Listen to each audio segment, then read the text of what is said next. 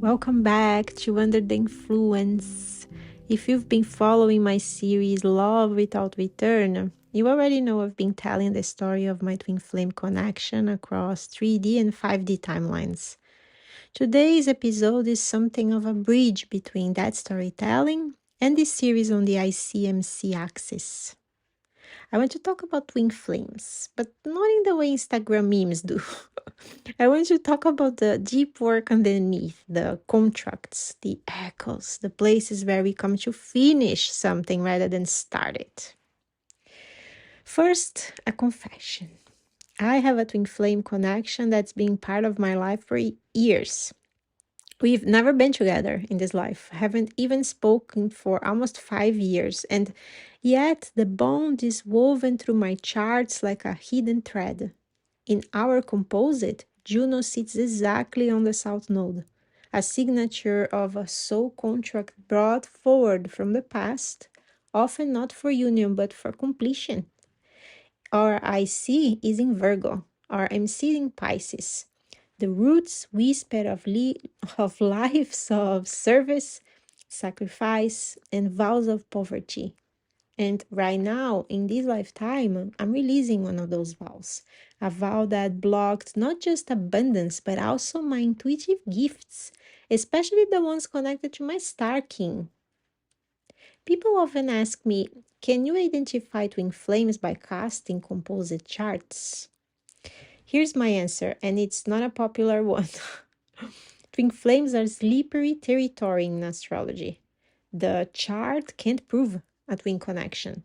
That bond is more soul recognition than anything else.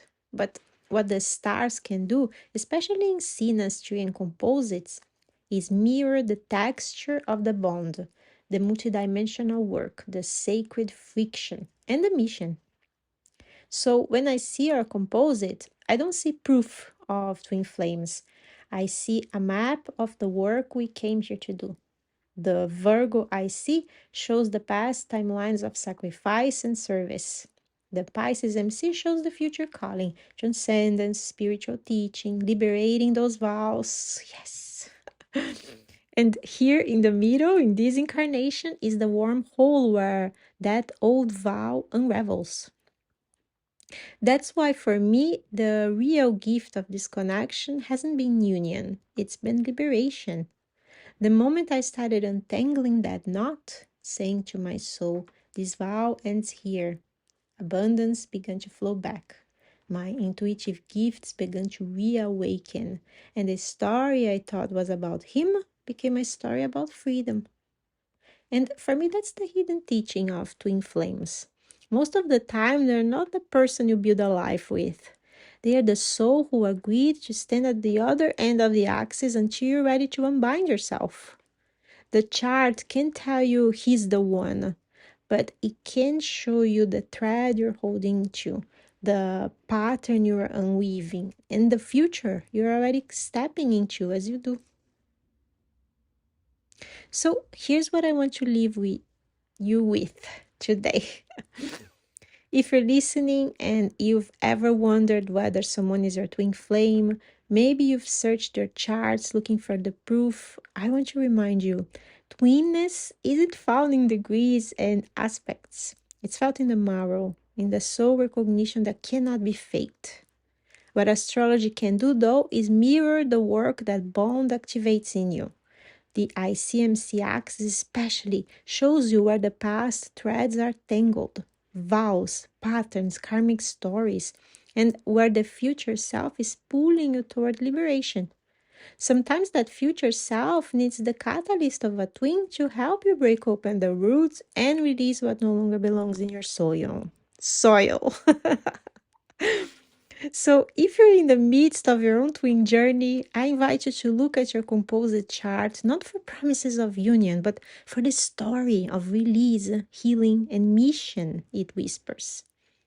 Ask, what is the past soil we share? And what is the future fruit we are being pulled toward, even if we never walk that path hand in hand? For me, the realization was this: the connection wasn't here to fulfill me. It was here to free me, And maybe for you too, the twin is less about the person and more about the liberation they spark within you. And what a beautiful reminder that is, as we close this series on the IC and MC, these two humble points in the chart that most people gloss over as career and home, but which in truth are wormholes of origin and destiny, past and future, cave and sky. Look at how much can be excavated from just 2 points. That's the magic of astrology when we dare to see it multidimensionally. So thank you for walking with me through these roots and these fruits, through the memories that binds us and the futures that calls us. The IC-MC axis is endlessly juicy, and my wish for you is that you never stop listening to what your own roots remember and what your own horizon is already singing into being. See you next week.